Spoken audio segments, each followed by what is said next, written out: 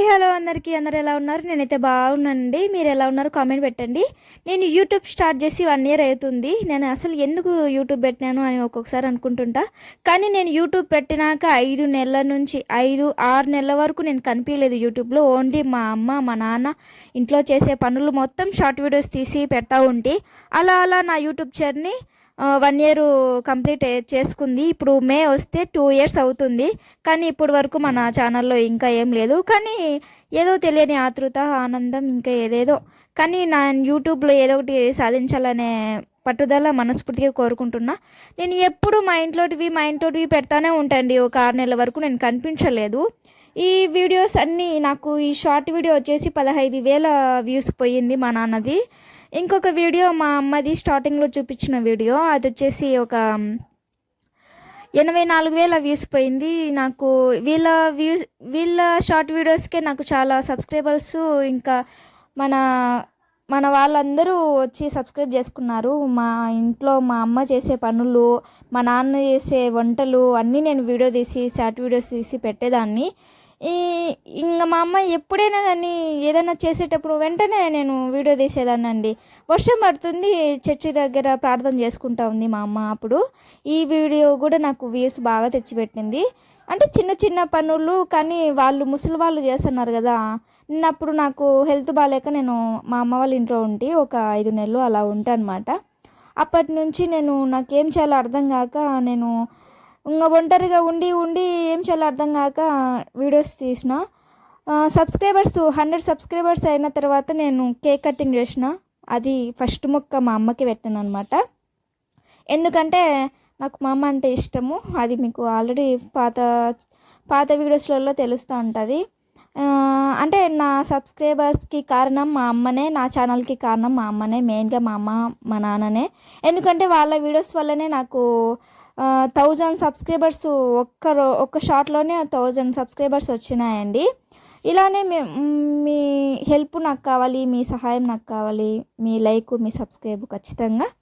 అంటే చిన్న చిన్న ఫన్నీ వీడియోస్, మా అమ్మతో ఇద్దరు గొడవ పడేటివి, డ్యాన్స్ వేసేటివి, చాలా ఇవన్నీ సాంగ్స్ పెట్టాను అనమాట. ఇప్పుడు మళ్ళీ మీ ముందుకు వాయిస్ ఇచ్చి నేను చెప్తా ఉన్నా. ఇవల్ల నాకు చాలా వ్యూస్ తెచ్చిపెట్టినాయి. మా నాన్న అంటే డైలీ నువ్వెందుకు చేయవు వంట అనొచ్చు. అప్పుడు నేను హెల్త్ బాగాలేక మా అమ్మల ఇంట్లో ఉండి ప్రతిదీ మా నాన్న చేస్తాడు. మా అమ్మ కొంచెం హెల్ప్ చేస్తుంది, కసుగొట్టి బోకులో మీది ప్రతీది మా నాన్న మా అమ్మ ఇద్దరు ఓ ఇంటికి యజమానురాలు వీళ్ళేనండి. సర్వస్వం మొత్తము వీళ్ళన్నీ చేసుకుంటుంటారు.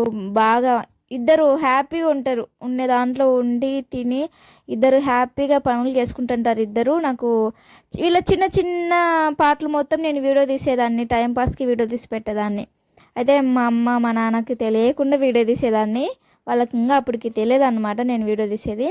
ఈ వీడియో వచ్చేసి నేను హాస్పిటల్లో ఉండి పక్కన తోట ఉంటే ఇంకా నేను బయటికి వచ్చేసి దోశ తెచ్చినారనమాట నా కోసం. నేను అరటాకు తుంచుకొని మరీ దోశ బయట కూర్చొని పొలంలో కూర్చొని తిన్నాను అనమాట. అప్పుడు అదే ఏదో తెలియని ఆనందం నాకు. అప్పుడు షార్ట్ వీడియోస్ ఎక్కువ పెట్టేదాన్ని. నేను అస్సలు కనిపించలేదు. ఒక 6 నెలల వరకు నా ఛానల్లో నేను అస్సలు కనిపించలేదండి. తర్వాత నేను ఇంట్లో చెప్పిన ఇట్లా యూట్యూబ్ పెట్టిన వీడియోస్ పెడుతున్నా అని. అప్పుడు తర్వాత కనిపించిన.